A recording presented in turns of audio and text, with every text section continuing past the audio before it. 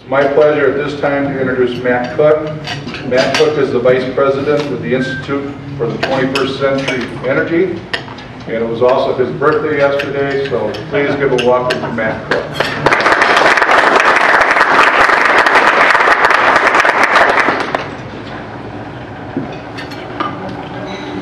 Thank you all for coming. I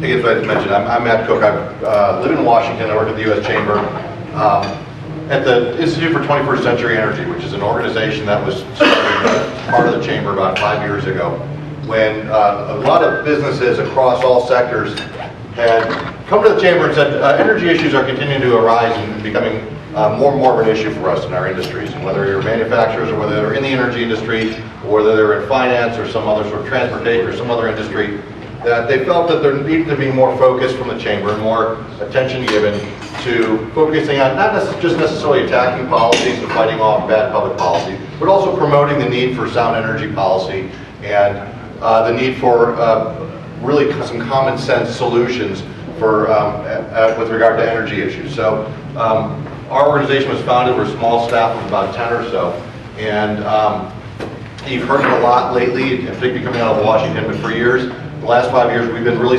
supporting an all the above energy policy. And we like to joke that there's some in Washington who say all of the above, and they mean everything above the ground. They don't mean anything that's below the ground. We believe in everything. We support the need for coal, the need for nuclear, the need for gas, the need for oil, and also the need for renewables and the need for finding better energy efficiencies that will all help our country. We're going to need more energy in the future. We're competing in a global marketplace that is going to become more and more competitive for energy, and we believe there's solutions, and we believe there's plenty of opportunity. My colleague Christopher Guth will speak after me, and he's going to talk a little bit more about that, and then after that, Brian Shipley will talk about what's going on in Canada and how they're looking to take advantage of their resources and what they've been doing up there. So I'm going to be quick. I'm going to talk a little bit about what we're doing with the Partnership to Fuel America, then I'll turn it over to them, and hopefully we'll have some opportunity for some conversation and for some questions. And I know there's some people from the energy sector here in the room, so as we go along, if you have some points that you want to make or some correct us if you think we're wrong on something, feel free to do that. I don't pretend to have all the answers. I know my wife tells me all the time I don't have all the answers. So we formed an organization last year called the Partnership to Fuel America, and we recognize that there's people who in communities who know a little bit about energy but need to know more. That there's people like yourselves who are in business and industry who are opinion leaders, and you're leaders within your communities, and we needed to find a way to identify many of these business people who are interested in either what's going on in the energy sector and with public policy around energy, who are directly benefiting from energy development or work in the energy sector, or really just appreciate and understand that we need to have more energy security in this country. We need to have some more of these common sense energy policies. And then when it came down to it, one of the things that we identified was that we have this great relationship with Canada, and we have a tremendous amount of benefit from our trade relationship as well as our energy relationship with Canada. So we felt we needed to get out and talk a little bit more about that in particular, that we needed to get people to better understand how important that relationship is. And so in the midst of this effort to try to identify businesses to talk more about energy, we wanted to have a little bit more of a focus on Canadian energy issues in particular. So the partnership was formed last fall. It's comprised of businesses and industries that, again, recognize that there's this great benefit with Canada, or potentially great benefit going forward. And by the way, these slides are in these thumb drives, so when you take them with you, if you like them, when you leave them, feel free to use them. But that, particularly with regard to Canadian oil sands, that there's about 80,000 jobs currently in the United States dependent on oil sands development up in Alberta. This is a resource that Brian will probably talk a little more about, but has been identified as the third largest resource for oil in the world. And with innovation and with technologies advancing, they're able to utilize these resources and develop them in ways that they hadn't even been 10 or 20 years ago.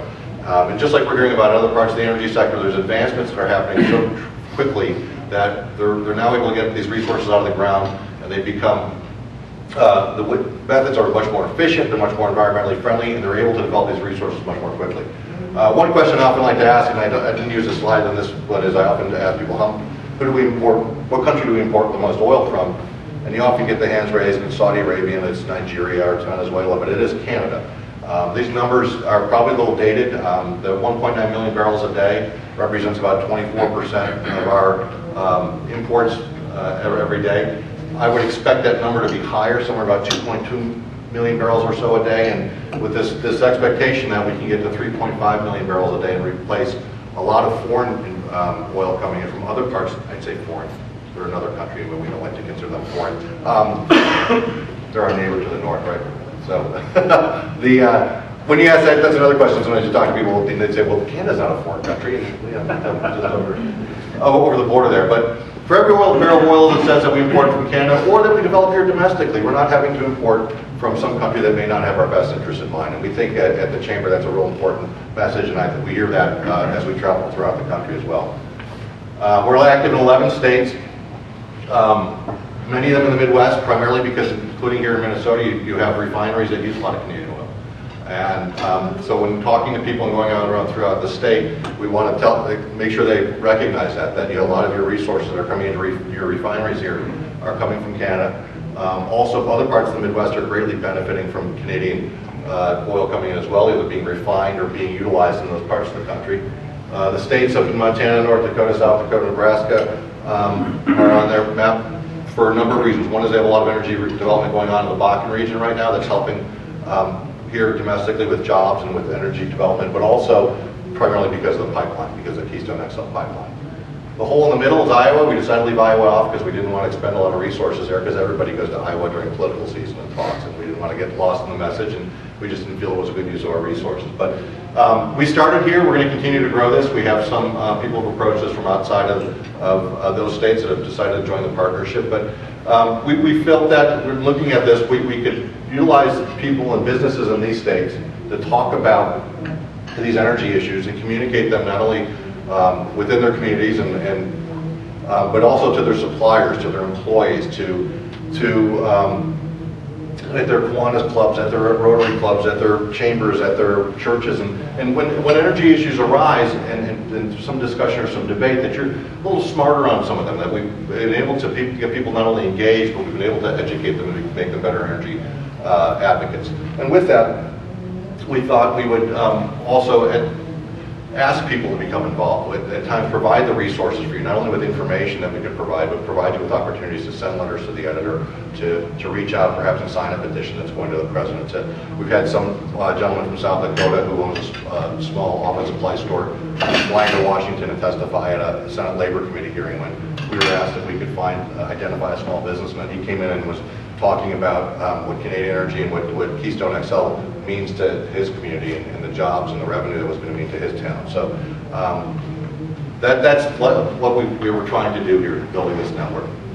We're at close to 300 partners as of today, and again, with the breadth that we feel of not just the members of the businesses and the business organizations, that we're reaching a lot more people than just 300, that our voice is quite louder than what you might see there, but it's continuing to grow, and we've done a really good job in the last year building this network and building a good mix of businesses and industries. And here's just a sample where you can see that they run from restaurants and innkeepers associations to chambers and businesses. We have insurance people come to our meetings and accountants and all sorts of folks who are interested in some aspect of what's happening with energy policy and what's happening here in our country and also in Canada. I want to real quickly cover Keystone XL pipeline, give you a little status update before I turn it over to Christopher. For the U.S. Chamber, this was a no-brainer, this project, and to get behind and support it. It's a 1,600-mile pipeline that was proposed almost 4 years ago. That was a $7 billion private sector investment by a Canadian company, but that would employ 13,000 people in manufacturing and construction and another 7,000 to 8,000 people in residual jobs along the pipeline route. You were estimated at millions and millions and millions of dollars in property tax revenue, not only initially during the construction, but then additionally annually over the next 30 to 35 years.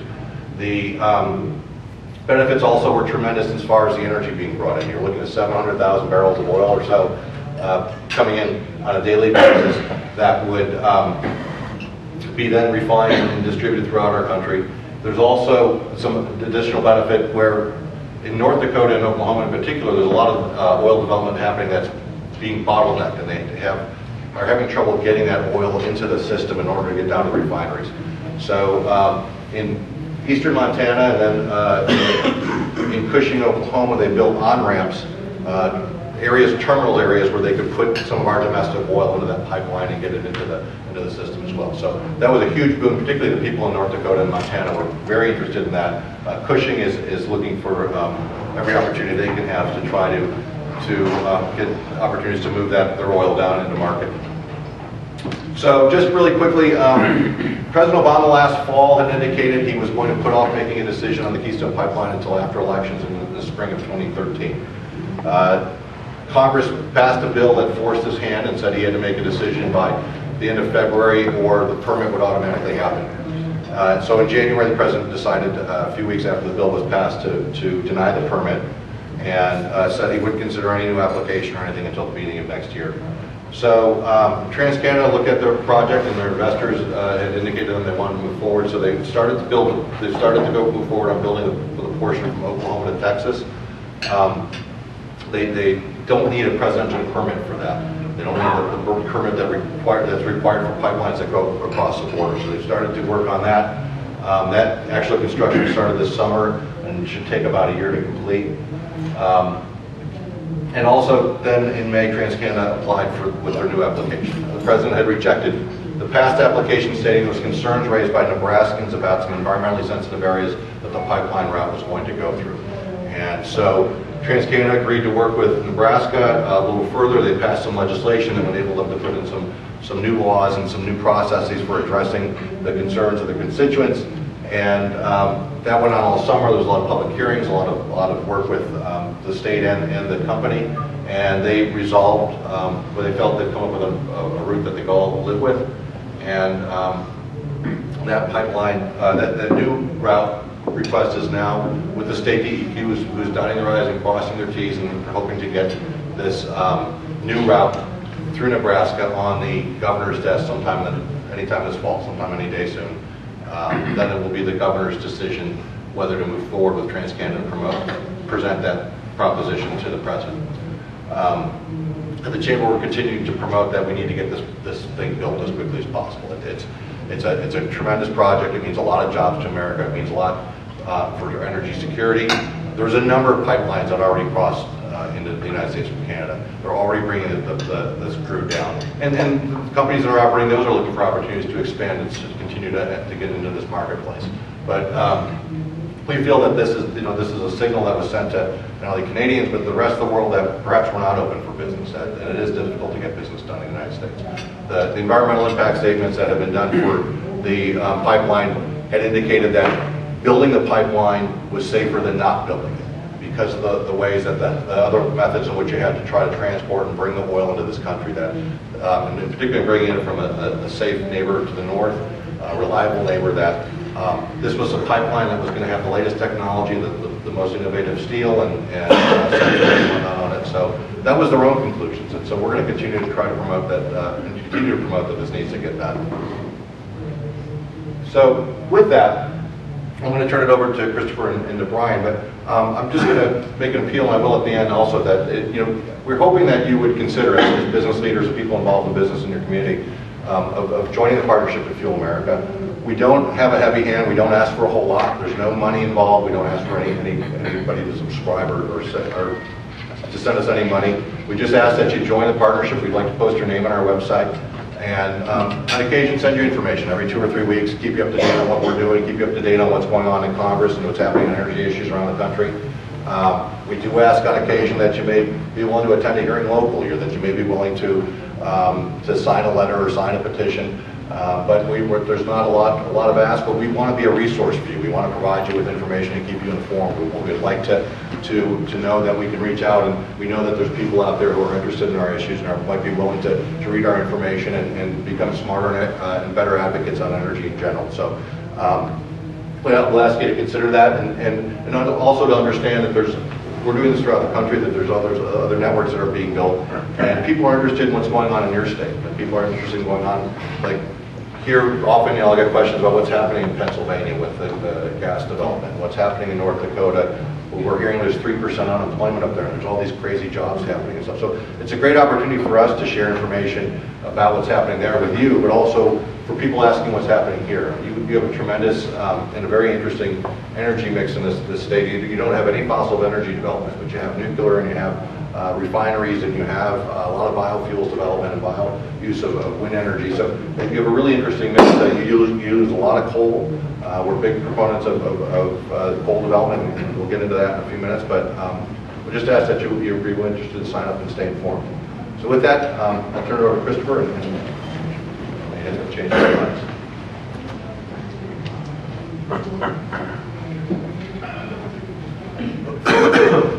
Good morning. I'm going to try and broaden out a little bit and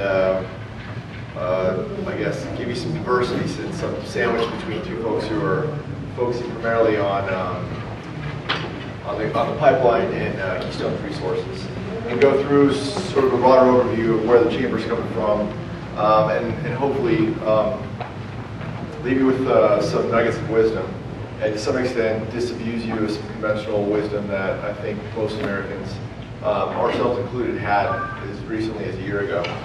But where do we kind of stand right now? I guess in a word, it's uncertain. If you're a business, many of you obviously are, especially if you're a business in the energy sector, it's very difficult to figure out what tomorrow will hold. I'm not a financial guy, but obviously the proverbial fiscal cliff hangs over everyone. Potentially the largest tax increase in the history of the world, coupled with a $500 billion spending cut. I think one thing that you have bipartisan agreement on that is bad if it happens. All scheduled to happen at the end of the year. There are a smattering of energy tax credits mixed in there that will also expire. I'll talk about in a bit. The wind production tax credit is probably the most important one for our discussion. But that creates a massive amount of uncertainty. You couple that with implementation of the Affordable Care Act, otherwise known as Obamacare, in addition to Dodd-Frank, the financial services regulatory reform that was passed 3 years ago. There's a lot of balls up in the air right now, and it's very difficult to know what one does as a firm to comply with all of those, primarily because most of the regulations are still being written.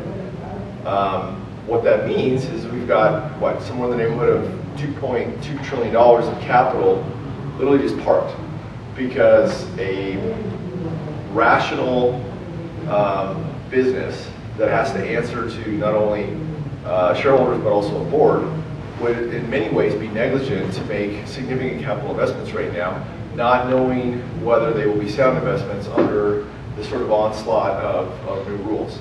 The energy sector sort of exacerbates that even more. When you look at what has happened by way of Clean Air Act, Clean Water Act, and quite a few other regulatory regimes within the last 3 years, it's increasingly difficult for, say, a utility to decide what sort of power station they're going to build in order to meet the demands of tomorrow, because they don't know if their $2 billion investment today is going to be able to pass muster with all these new rules in place. So that's sort of the scene setter. Now let's look a little bit closer within energy itself. Lots of questions on the table. What does the expansion of oil production in our country mean right now? A lot of folks, the more and more I travel, the more I realize this, a lot of folks are still sort of waking up to this, I should say. And most of those folks in Washington that we elect and send there are very much waking up to this. I'll show you in a second, but what has happened over the last 4 years has literally turned the path that this country was on, and frankly everything that we've been taught, on its head. Same is true with natural gas. Oil and gas go hand in hand. Sometimes you find more of one in one place than the other and vice versa, but they're all coming out of the same formations. Where do we stand with nuclear? 4 years ago, the future for nuclear power looked exceedingly bright. We were talking about potentially as many as 10 to 15 new plants over a 10-year period, which, mind you, we hadn't built a new plant in over 30 years. Things looked great. But along came number two, natural gas. And the price of natural gas has plummeted because we essentially have a glut. We're producing I won't say too much, we're producing more than we can consume ourselves. And so utilities have chosen natural gas as a preferred fuel source right now because it's so much cheaper. And that has made it much more difficult for utilities who wanted to pursue nuclear power to justify the expense of an $8 to $10 billion facility, knowing full well that natural gas is cheaper. And even though nuclear may be cheaper over the long run, a nuclear plant lasts at least 60 years. Unfortunately, Wall Street doesn't quite take that long a view. They look more like within the next 2 years at best. So while we have licensed the first 2 nuclear power plants, like I said, in 30 years, there's 2 reactors under construction in Georgia and 2 more that are about to start construction in South Carolina, which in and of itself is a pretty significant step forward. Again, we hadn't even licensed one, let alone started building one, since well before 3 Mile Island. But the nuclear renaissance that many people talked about just a few years ago is a lot more gradual than perhaps what many of us hoped for back then. Coal, Matt alluded to it. We're at a big crossroads right now as far as what we do with our coal resources. I'll show you what they look like as far as size to put it in perspective. But we're at a point now where we know the EPA has said that you are not going to be able to build a new coal-fired power plant in this country. It's not rhetoric, that's literally the regulation that's in place. Now we're suing them because we think they overstepped their authority under the Clean Air Act. But if their rule stays in place, and no matter who wins the election in November, it will be very difficult for anyone to change it subsequently. That means that we're stuck with what we have. And more and more of those facilities are being closed prematurely because of these tightening down of air regulations. The Clean Air Act is a glorious thing. I mean, it was passed in 1969, and it served this purpose very, very well. By almost any measure, any one of the pollutants that the Clean Air Act was designed to address, we are anywhere from 60% to 90% cleaner than we were in 1969. But we're at a point now where you're asking utilities to essentially bleed a rock. I mean, to make that change from a 95% reduction in one pollutant to 98%, it gets very, very difficult to get that last final measure. And that's sort of where we're at right now. And so utilities are saying, fine, we give up. We'll close this plant early, even though it's profitable, even though it's part of our commitment to our rate base to deliver reliable electricity. We have no choice because either one, there's no technology that can help us meet those reductions, or even if the technology exists, it's cost prohibitive. And so we're at a point now where we've already shuttered or announced shuttering somewhere in the neighborhood of 35 coal plants just over the last 2 years. And again, we can't build any more. It puts us in a pretty precarious situation when it comes to energy security. Renewables and biofuels. I alluded to it before. Right now, probably the most important policy attached to renewables, at least in the power sector, is the production tax credit for wind. Solar energy also has a production tax credit, but it doesn't expire until next year. But the wind production tax credit expires at the end of this year.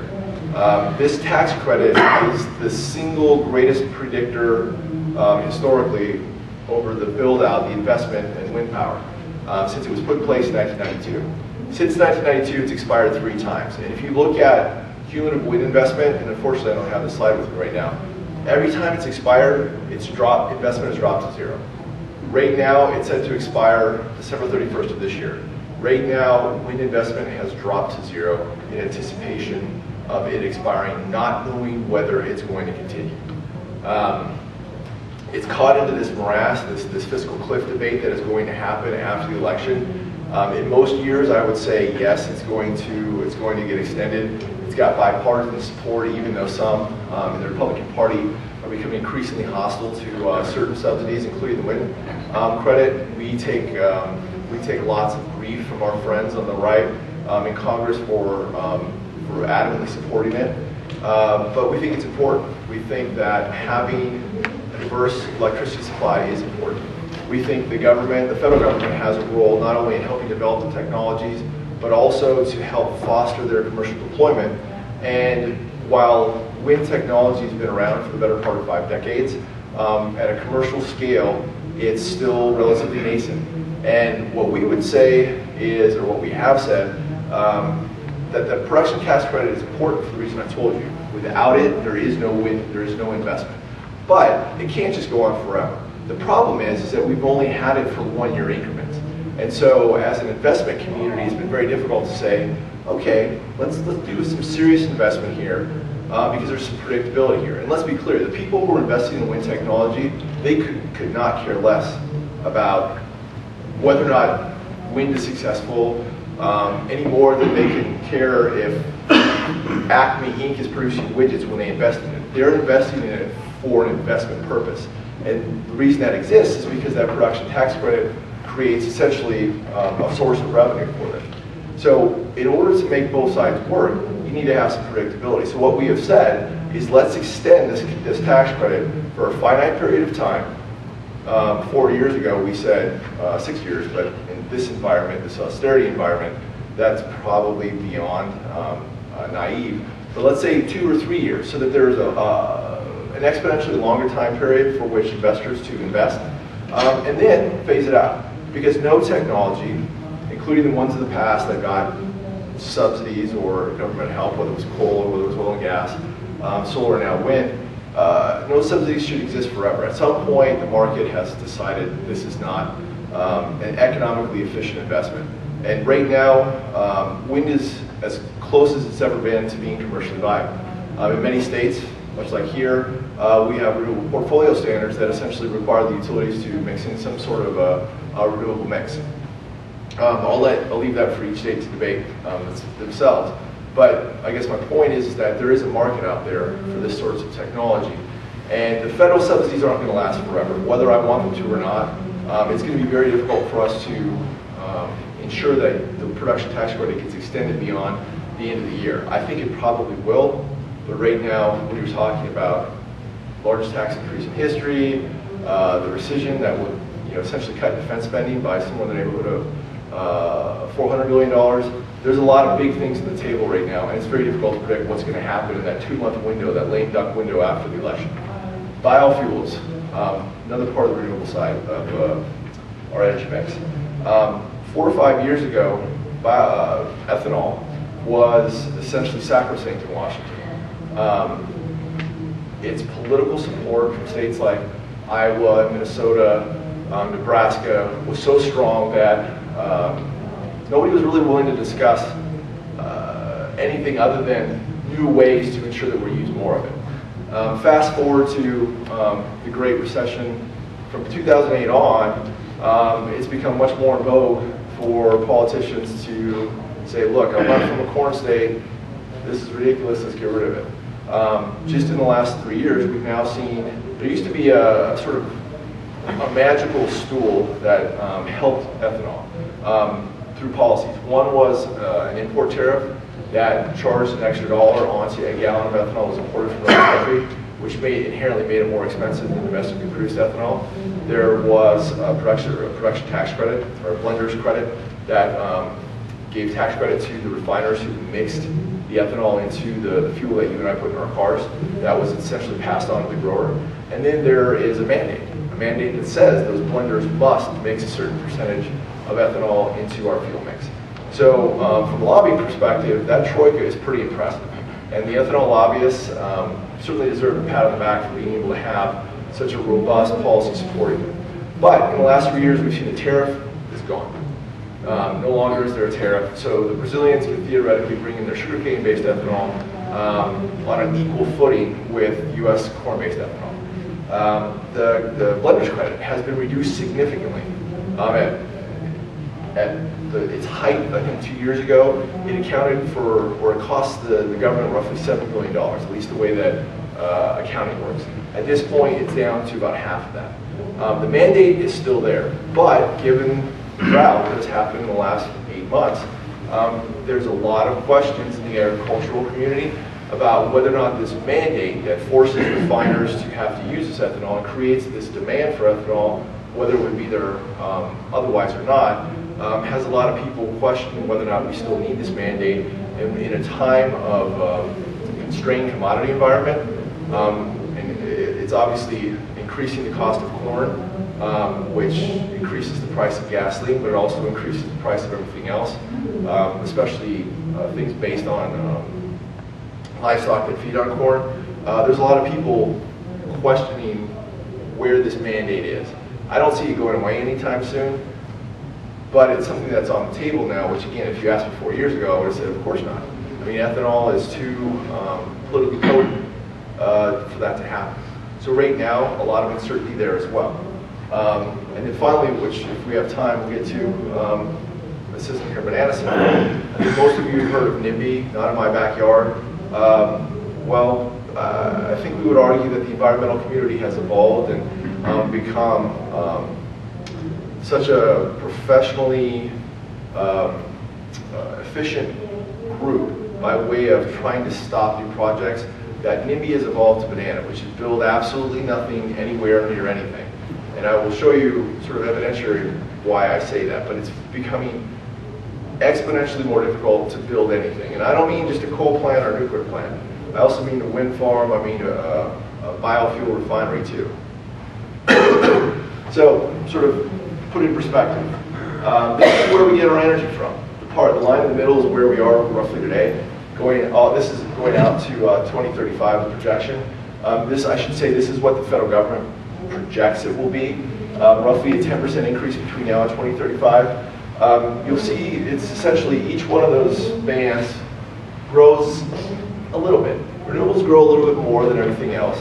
Natural gas surprisingly stays about even, which is very difficult to envision given the amount of natural gas that's coming out of the ground now, and the fact that we're producing so much that the price is flooded that the producers are now stopping to drill because we have so much. And then surprisingly, coal stays about the same. It stays the same because when the government makes its own projections, they can't take into account regulations that are sort of still pending.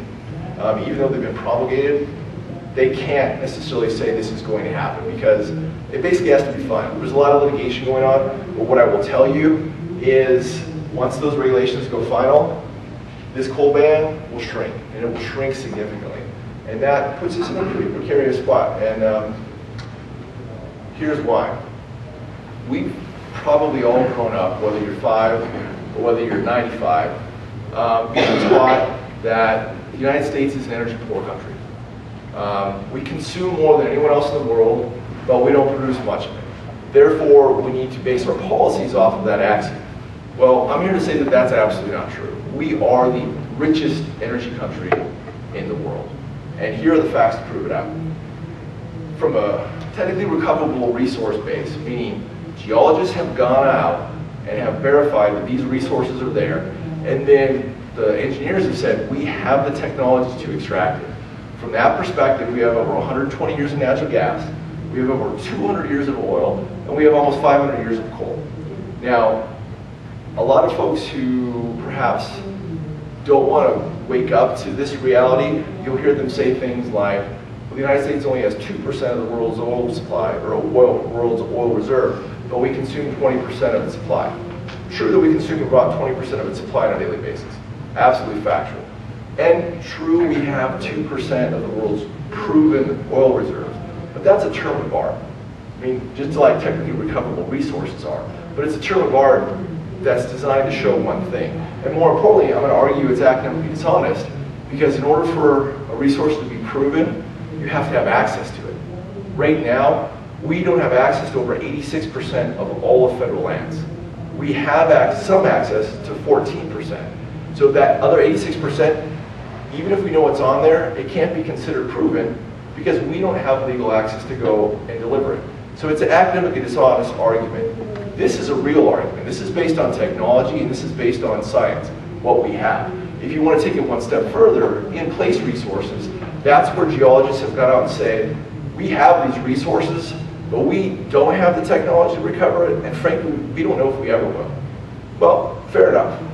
We have over 600 years, almost 600 years of natural gas, 500 years of oil, and 10,000 years of coal. 10,000, that's a lot, that's a big number. It's so big that it sort of puts this whole thing in, on a much different scale. Now, true enough, we may never have the technology to recover it. But if you look at the numbers that we had 20 years ago, they were much smaller on the top there too. Technology evolves. It evolves quickly, and it evolves based on market signals, which is why we are where we are right now in our oil and natural gas production. Any of you guys watched the debate last night? Surprisingly, this became part of the discussion. production of oil and gas on federal lands. Both sides kind of got it wrong a little bit, but let's be clear here. I've spent a lot of time going over these numbers, and for anyone, whether it be the president or otherwise, to say that production on federal lands has increased in this administration, factually inaccurate. And here are the numbers. Politicians are always going to take credit for things that they haven't done, and that's fine. I kind of expect that. I work in Washington, D.C. To say that oil production or gas production in this country has increased in the last 4 years, 100% true. But has it been because of what the federal government has done, or has it been in spite of it? Well, here is a measure of oil and gas production on federal lands, blue, and then on private lands, the green. You'll see that on private lands, it's started to gradually increase. And if I come back next year, you'll see these numbers way up here, because right now it's exponentially increasing. Federal lands, roughly flat, starting to taper off. So yes, as a net, huge increases, but in the areas where the federal government has control, it's decreased. So what the president said last night was not true. It has not increased on federal lands, and more importantly, our overall increase has been in spite of what the federal government has been doing. And again, here's why. I mean, this is our outer continental shelf, our largest source of oil and gas, our largest land mass that we own as taxpayers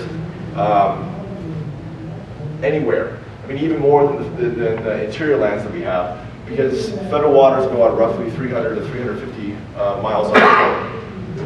86% of all of that is absolutely off limits. 86% of that has been roughly off limits for 30 years.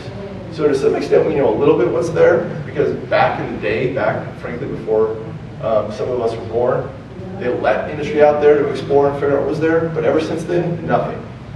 The few areas that we do have, obviously the Gulf Coast, and then now hopefully in Alaska,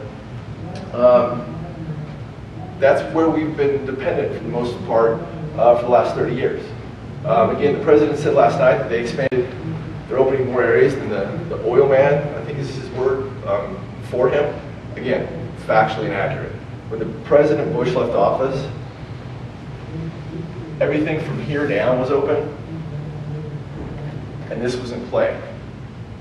As soon as President Obama, and again, I'm not here to be a partisan hack, but this is something that I spend all my time on, and things that he was saying were factually inaccurate.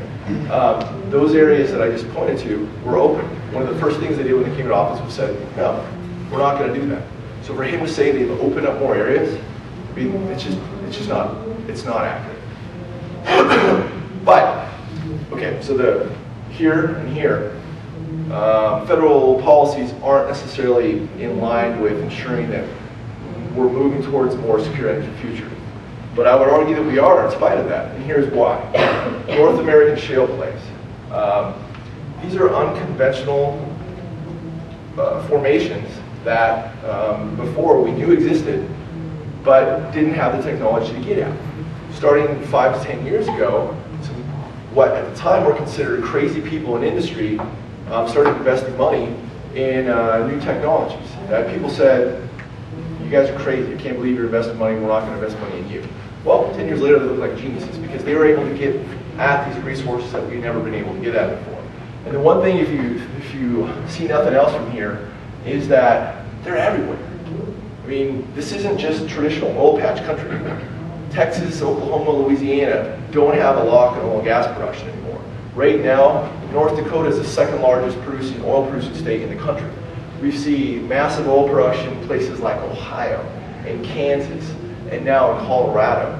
This is making oil and gas production much more democratic. I'm not here to say that we can drill our way out of a problem, which is something politicians like to say, either pro or con, but the ability to get at this stuff has literally changed everything. The president likes to talk about how natural gas has already created 600,000 jobs. This unconventional natural gas revolution, absolutely right, and God bless him for embracing that.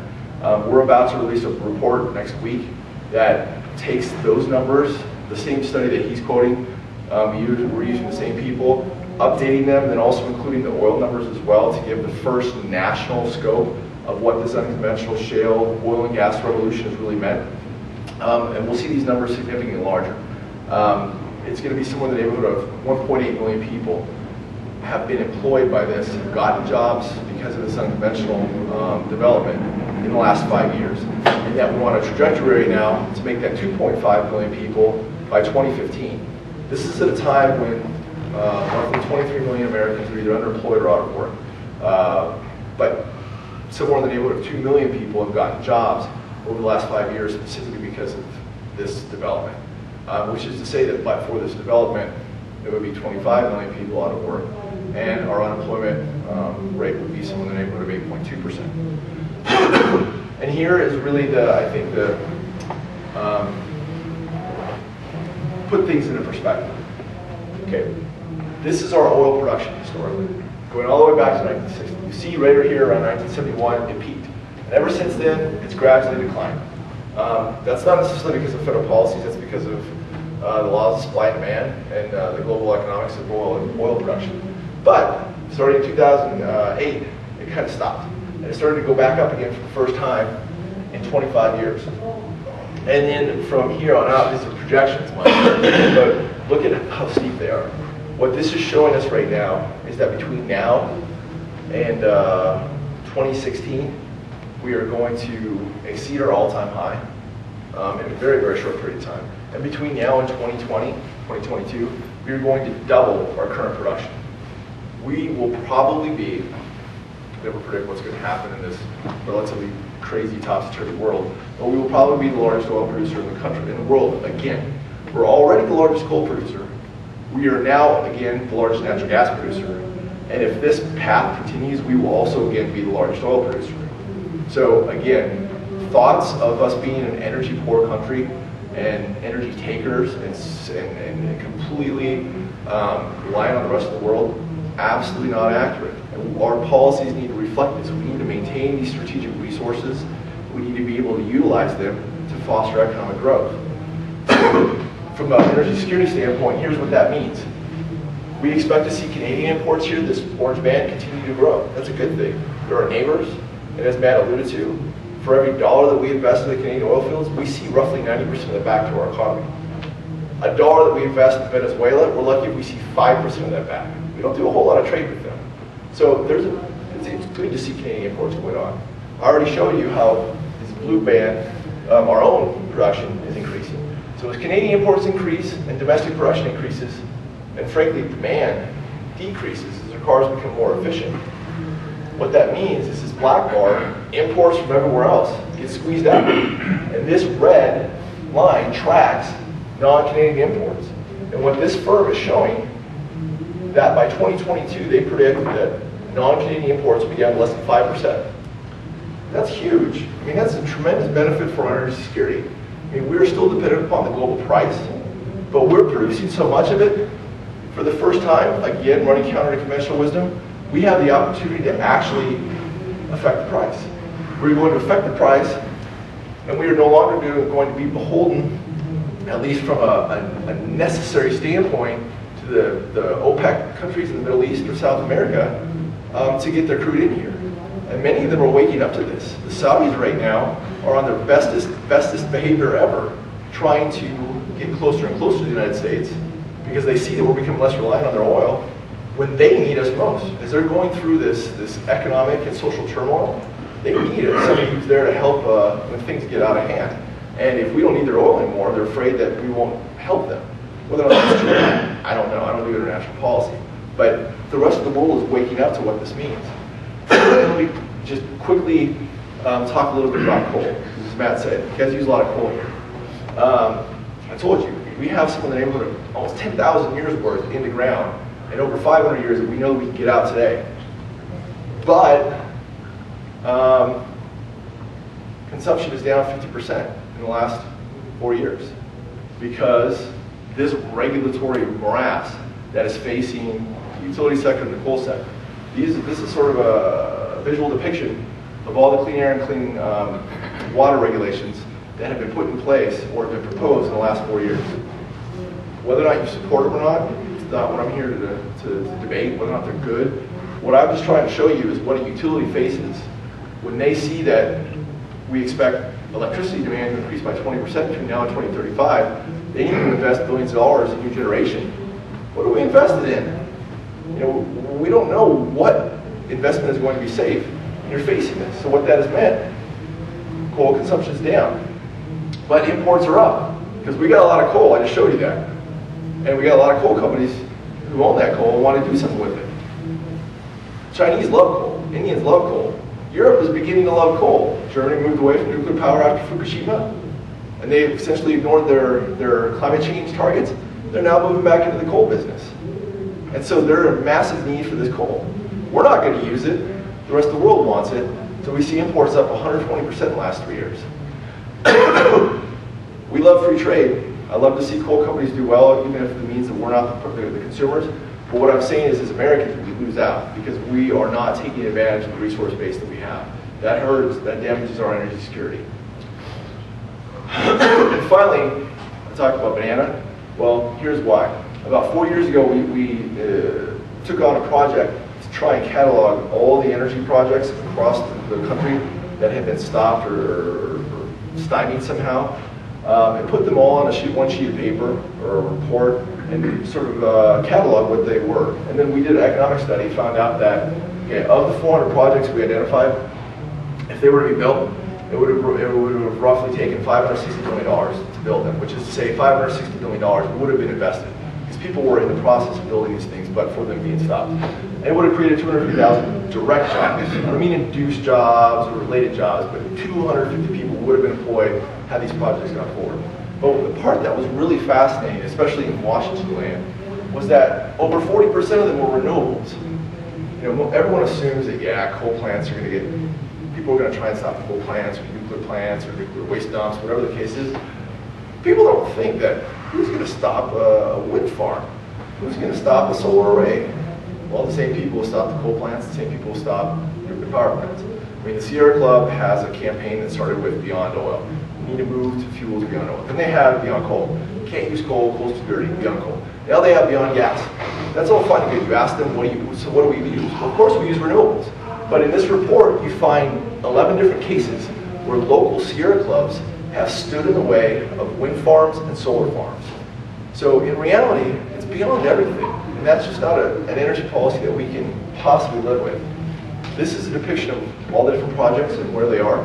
You see that run the gambit, coast to coast, north, south, east, west. This is where we are. We can't build anything. And it's unfortunate, and it really, really damages our energy security. So with that, I think we'll move back to a little bit of a Canadian perspective on where we are with personally interested to see how the Canadians perceive us after making this Keystone decision. But they're very polite, so they're probably not going to, maybe even more, the one culture even more polite than Minnesotans. They're probably not going to really tell us what they think, but sometimes they get a little indignant about this issue. Please, Mark. Great, thank you. Thanks so much.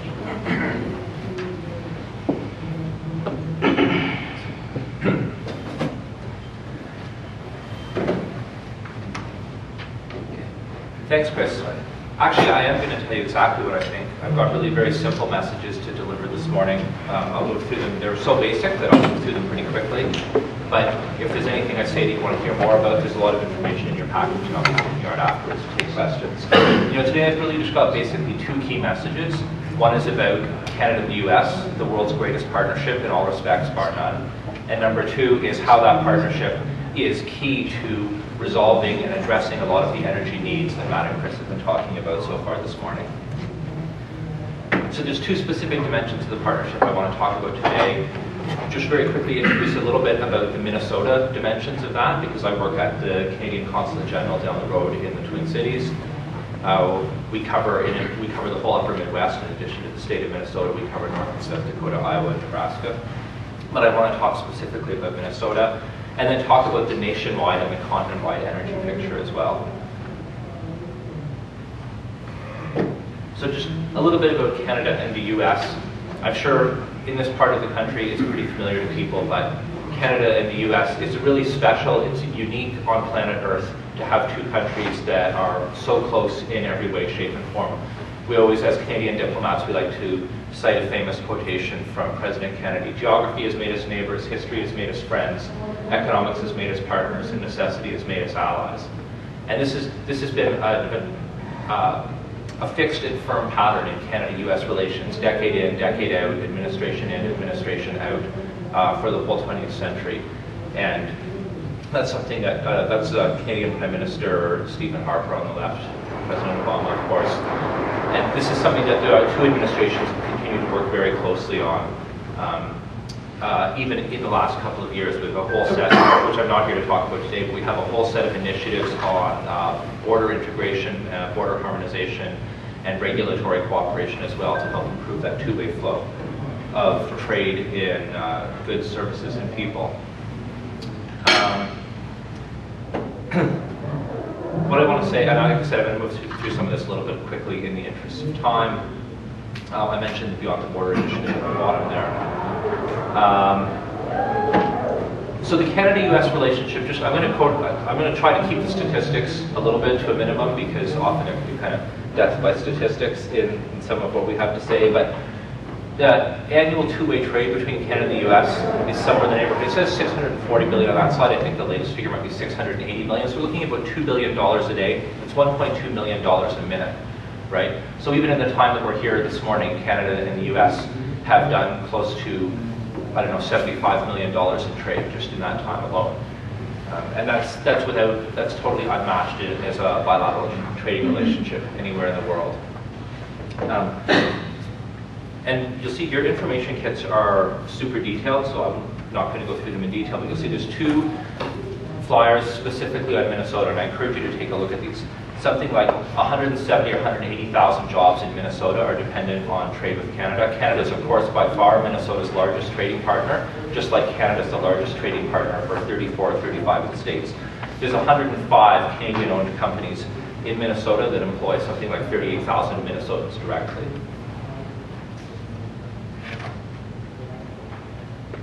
Okay, but what I specifically want to get into today, this morning, is the energy dimension of this Canada-U.S. relationship.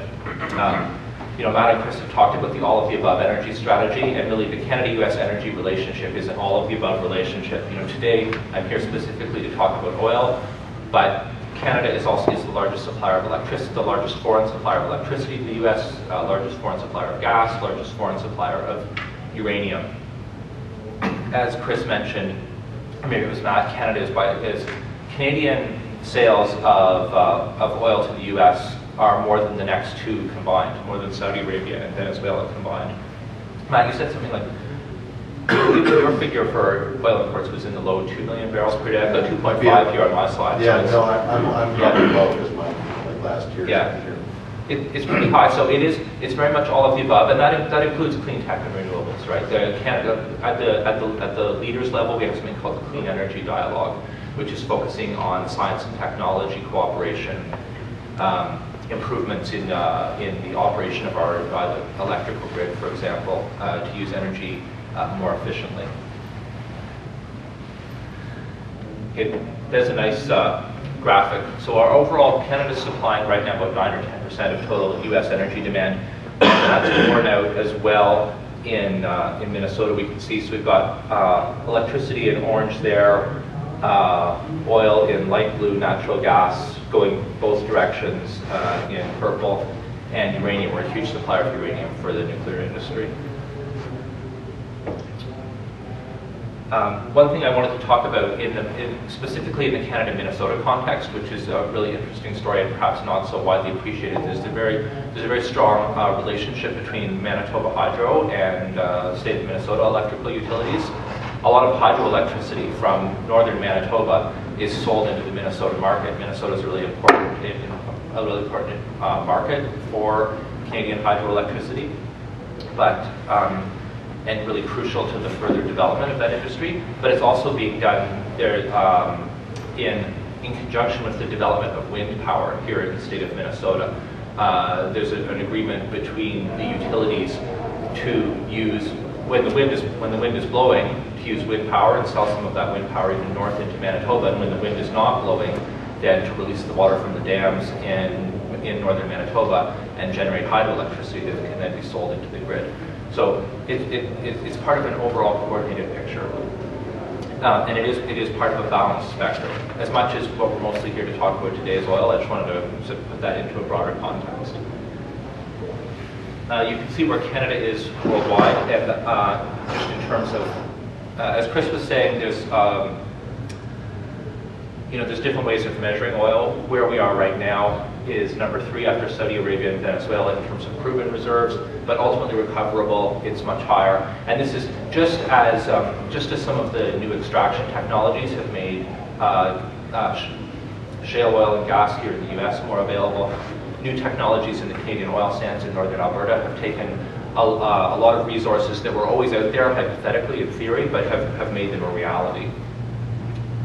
And we're confident that's going to continue, and as Chris and Matt were saying, the technologies continue to improve. The environmental impact is becoming less and less every day. Okay. Just some more statistics on oil imports.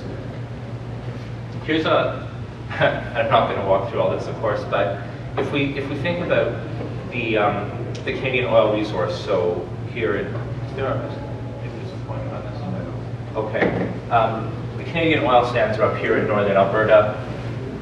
The key for the government of Canada is to develop those resources, both for the good of the Canadian economy, but also for the sake of North American energy security and global energy security. So the Canadian government is putting a lot of effort into creating the appropriate, the regulatory and the policy frameworks and the environmental frameworks to allow responsible development of those resources. And then the key is to complete that. What we really need is two things. One is we need markets. We need a way of moving the product to market, and we also need investment. Okay, there's the point about Canadian electricity in Minnesota, but I'm going to actually just stick to the oil stuff for this morning, again, in the interest of time.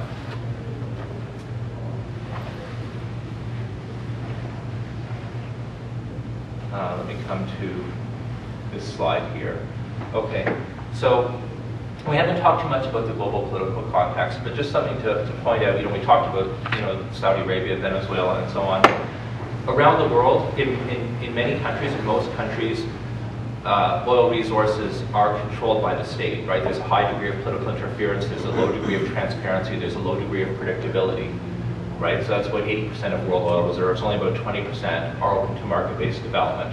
Of that 20%, about 2/3 is in Canada, right? So this is, we feel this is a really critical part of the equation, right? That Canada is a completely rules-based system. You can have total confidence when you're doing business with Canada.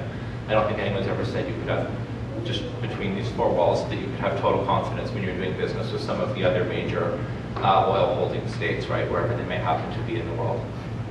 So that's, for us, that's really key. It's really key, particularly in the context of the Canada-U.S. relationship, where we know that the U.S. policymakers are seeking a way to energy independence, or at least North American energy independence as an integrated North American unit. We saw, Chris's grid showing that as much as U.S. production will increase, the share of Canadian imports into the U.S. mix will continue to increase, and the share of imports from outside Canada will decrease and dwindle to almost nothing. So right now, in terms of investment that we've had from the largest global corporations from all over the world into the oil sands, it's somewhere in the $130–140 billion range. I think we're looking at another $170 billion or so coming up in the next decade. But what we're the scope and the scale of what's out there to develop would create a potential demand on our side of up to something. Our energy minister has been talking about something in the $600 billion range. And we've really barely begun to scratch the surface when we think about oil markets, when we think globally about the sources of emerging demand. As much as demand will continue to grow in Canada and the US, right? China, South Korea, India, Southeast Asia. I mean, this is where India, 1 billion people, China, 1.3 billion people, most of them not in the middle class yet, but the 21st century is going to be the century where these countries bring hundreds of millions of people into the middle class, their energy needs are already going through the roof. That's going to continue to happen. That's, I mean, that's really the other side of the equation. On one hand, we have the Canada-US relationship where the US is always going to be our #1 trading partner, our #1 energy partner. But at the same time, we need to develop these oil sands resources, and we need to serve world markets with those, right? So our natural resources minister has been traveling a lot in Asia recently, trying to drum up interest from Asian markets, trying to get Indian investment into the oil sands, Asian investment. For example, before I came to the Consulate General in Minneapolis, I was at the Canadian Embassy in Seoul, Korea, so I've sort of seen this from the other side of the Pacific as well. So this is one reason why we've paid so much attention to the Keystone XL pipeline issue, right? That's really important for us to be able to, for Canadian oil sands products to be able to access the US market. At the same time, there's a major initiative in Canada called the Northern Gateway, which is being proposed by another pipeline company, Enbridge, that's trying to build a major new pipeline, about half a million barrels a day, that would take oil sands products to the West Coast for export to Asia, right? I mean, the sad reality is right now we don't have enough export capacity. There's one pipeline that goes from the oil sands to the British Columbia coast, but there's really way too little capacity in terms of being able to let our oil sands products be sold into Asian markets, and so that's a huge policy thrust, a huge policy priority for the government of Canada. And by priority, what I mean is creating an environment in which the private sector can do its thing, right? Of course, this has to be market-driven, it has to be private sector investment-driven. The government of Canada doesn't build pipelines, but we do create the rules-based, transparent, predictable regulatory framework in which in which projects can be proposed and approved and built if there's a solid market rationale behind them. Okay, what I want to close on, I really want to, having said all that, I do want to say a little bit more about the oil sands from an environmental perspective, because I'm not here to give a one-sided presentation. I'm not here to say development above all else. I'm not here to give the impression that we're being environmentally irresponsible. Obviously, we know, no matter what we feel about energy policy and resource development, we know that there's a whole spectrum of opinion out there. We know that there's very real and legitimate environmental concerns, global warming concerns.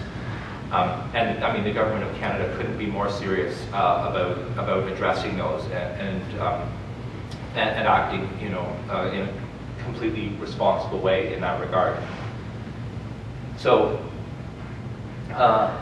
Canada worldwide is about 2% of global greenhouse gas emissions, and the oil sands worldwide makes up about 0.15% of global greenhouse gas emissions. There's a lot of, Chris talked about environmental opposition, often which seems to be driven more by emotional factors or political frustration, that if there's a sense that environmental NGOs don't like the direction that global development is occurring, they will seize on any project or any opportunity to register that political opinion. And of course, that freedom of political belief is incredibly important, but at the same time,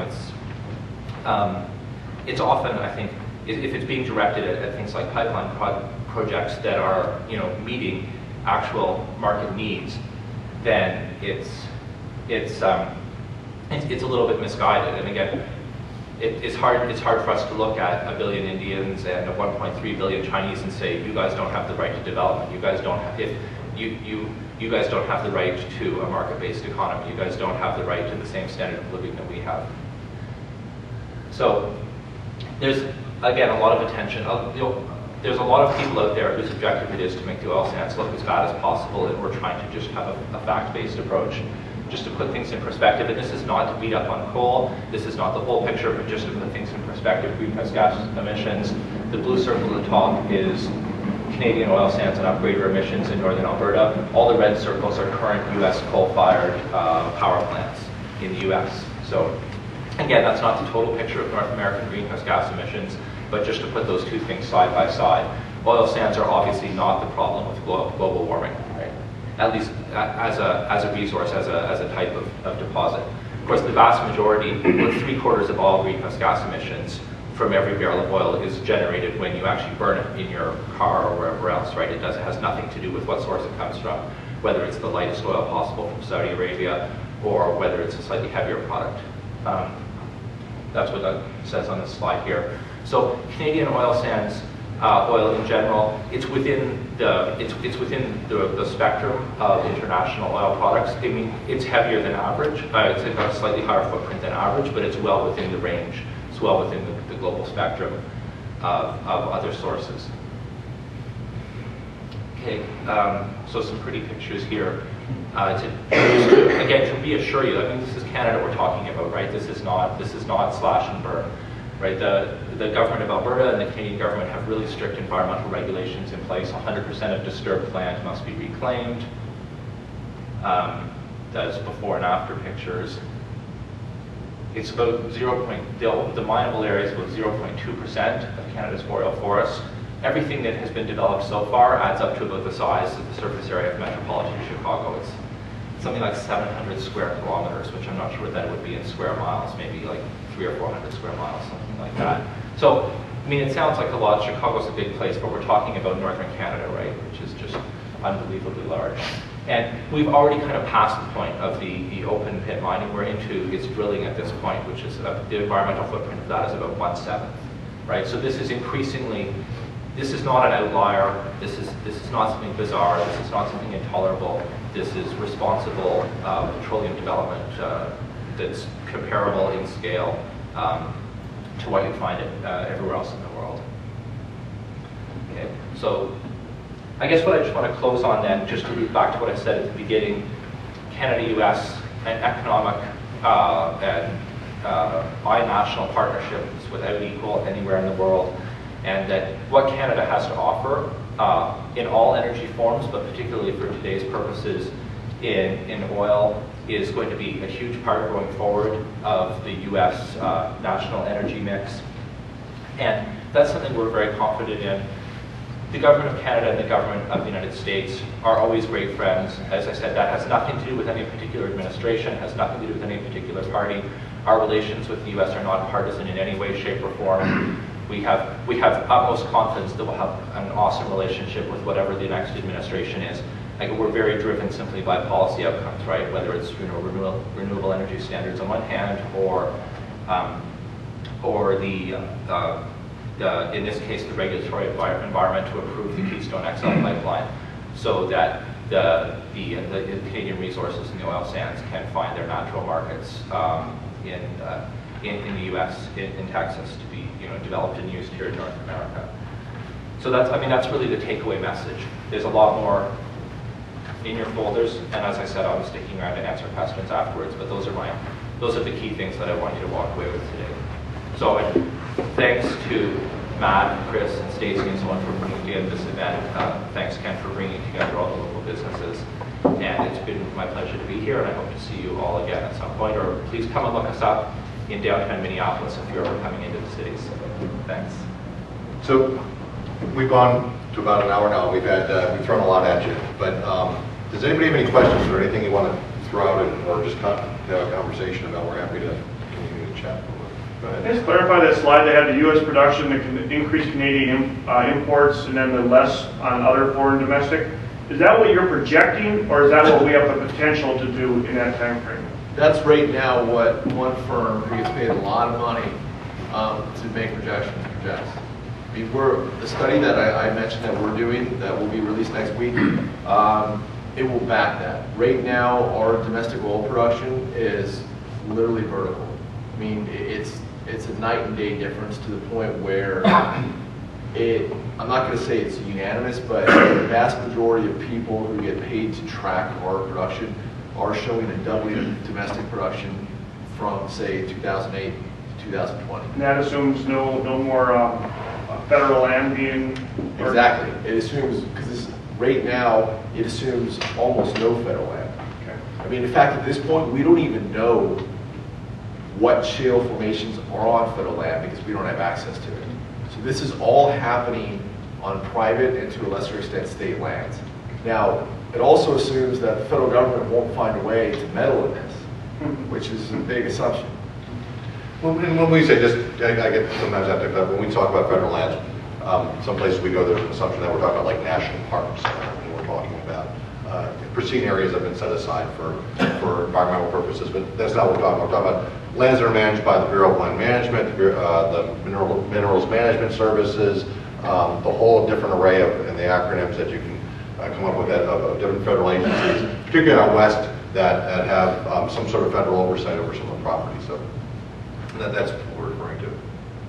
Other questions, sir?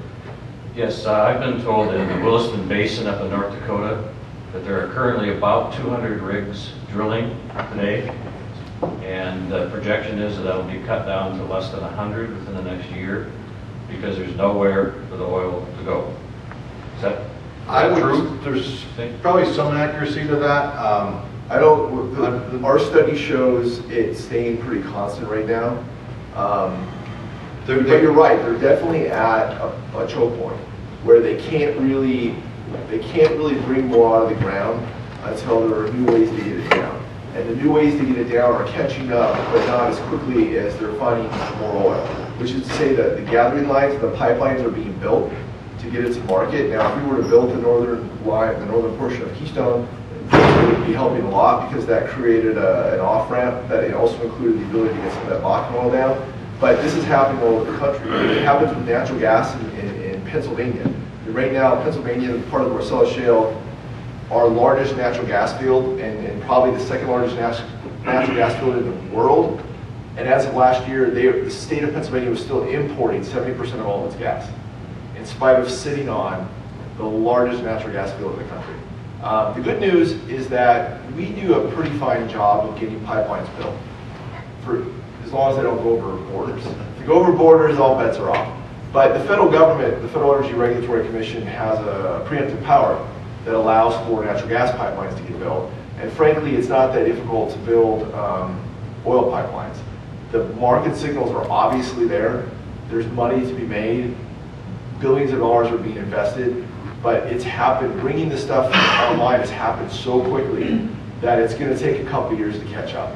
But I think at this point, at least what our report shows in the appendices, is that in the Bakken, you'll see exploration continue, because just because they drill, poke a hole in the ground doesn't mean they have to necessarily start pumping out. But they will have it ready to go, so as soon as the gathering lines are built, they can hook them up and they don't have to go back and do it. Because there are a limited number of rigs, and right now the Bakken field is the largest oil field in this country.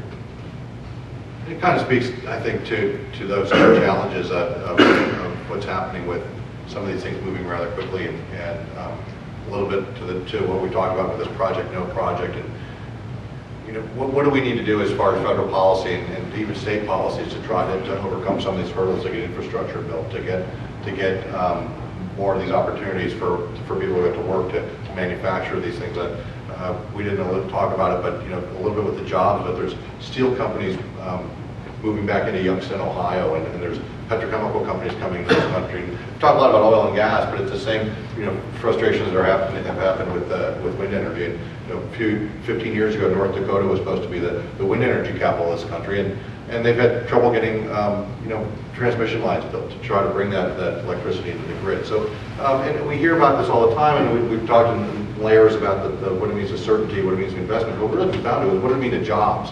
What does it mean to our economy? What does it mean to be more energy independent, more energy secure in this country?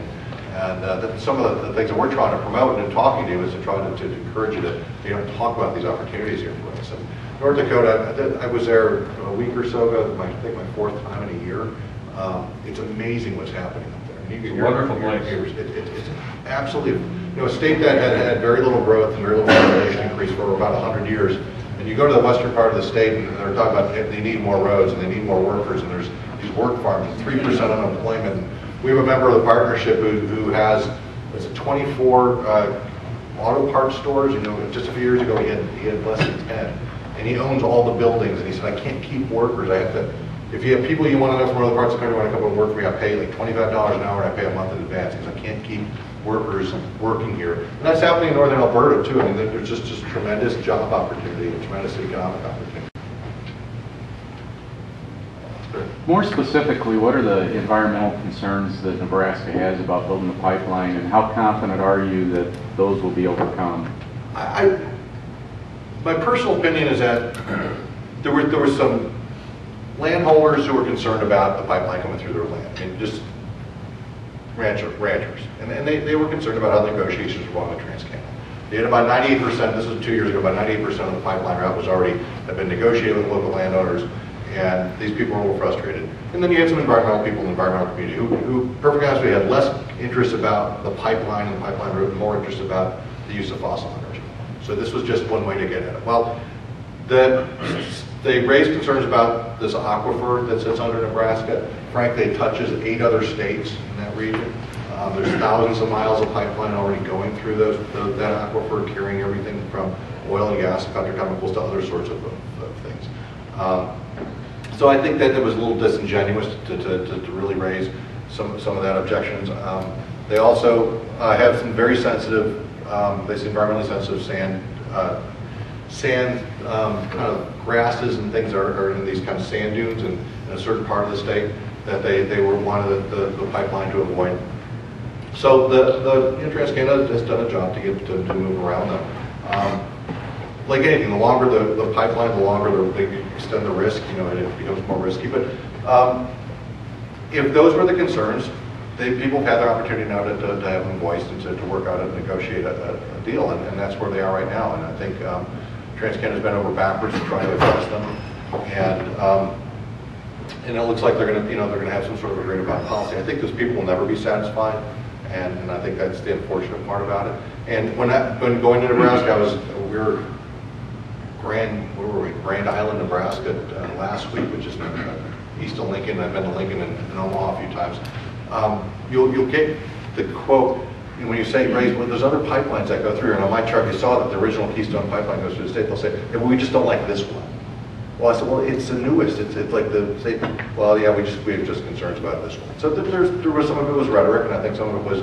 But in fairness to them, you had your opportunity now. You've had a chance to have your voices heard, and they had a chance to explore this a little bit more and find out what it means to. So hopefully they'll resolve that. Hopefully we'll get this decision made. It's been a unique opportunity for labor to work with business on this. There's been a tremendous support, even in the state. When you pull over the state, still the most Nebraska support is with pipeline, and they feel more comfortable now that they've had a chance to have these great. Sir. Why don't they build a refinery up in the North Dakota area if they're having a problem moving the oil? There have been some plans explored to do that. I think there's a couple in Montana as well that have been taking a lot of this crude on. You still have the problem of getting it in the market. It's not, a lot of refineries don't just, one is they don't just serve the community around them, they still move as the market goes around the country. The other problem, frankly, is trying to get a refinery built in this country is incredibly difficult. There hasn't been a brand new one built since 1975. But that being said, there's been a lot of them that expanded to probably almost a 60% increase in capacity on the existing footprints. But what also, if you look at all the projections, and we'll say we need more energy and we have these opportunities here. Transportation fuel projections are going to flatten out over the next 20 or 30 years between new efficiencies in vehicles and between the way and frankly just the way our population, our economy is going. So if you're a refineries aren't really good investments. And kind of played out. There's some businesses that do really well making money in the refining business, but you're looking at an average about 3.5% return on your dollar. And so you're looking at building a refinery at about a $12 to $20 million investment over 35 years and a 3% return. And then looking at what it takes, they've been trying to get one built in Arizona, and I think they've gone through about 9 years of permitting problems trying to get it built. It's hard to keep investors, it's hard to attract people who say, this makes sense. Projecting a flattening out of growth in transportation use between efficiencies, and also biofuels is taking up 10% of the transportation fuel market now. It's hard to attract anybody to say, go ahead and break ground and build a new one on this. So that's the unfortunate part, and it's been an issue that's been debated for years, like why don't we build more refineries here in this country? But the refining industry has tried to solve some of that problem on their own with expanding, but it's hard to have it make sense.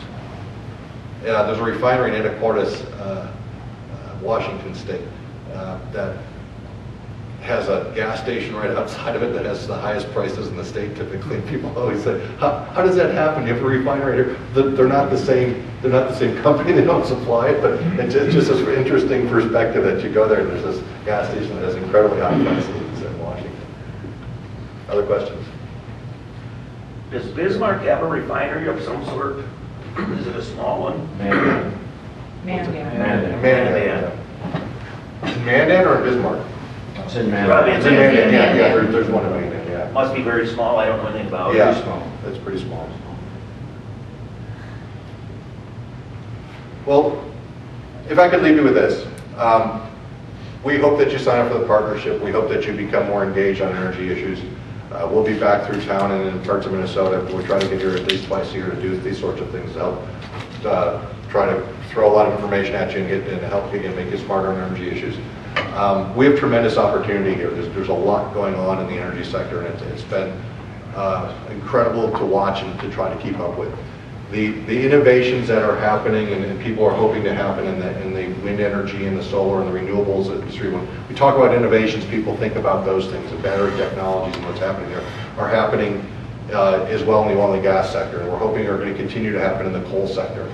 They're happening in places like in Alberta, as we mentioned, there's just tremendous opportunities there that have opened up this wealth of resource that even when I went to the Bush administration, they talked about oil sands, it was never going to get developed. Oil had to get to $100 a barrel. We don't have the technology to have it happen. And now, you have what's happening in North Dakota has been happening in northern Alberta for years, and they're buying our goods and services, and they're buying up products from the United States. And in the big picture, if you step back even further, more and more these days you're hearing the think tank people and people who are a lot smarter than me looking at the projections, and they're able to now start putting together the numbers and saying, we have a really good chance of being energy independent. We have a really good chance of being energy self-sufficient in North America. That when you start adding up the numbers between the numbers that Christopher projected on coal and gas and oil resources, as well as what we're finding in efficiencies and alternatives, and particularly with our neighbors to the north, we could be energy self-sufficient in North America. And what does that mean to our economies, and what does it mean to stable energy supplies for manufacturing and for transportation of our goods and services? So, please keep an ear to the ground and listen for these things, and please ask us questions and use us as a resource, and allow us to help you talk to your neighbors about these issues and be a little smarter on it. So we're here to help. We ask us, feel free to follow up with any questions, either now or something else that may come across your mind at some point, and we'll try to continue to provide information with you and come around town and be a resource. So thank you all for coming and sharing your time with us this morning, and thanks again to Ken for helping us host this, and hopefully we'll look forward to seeing you again. Thanks.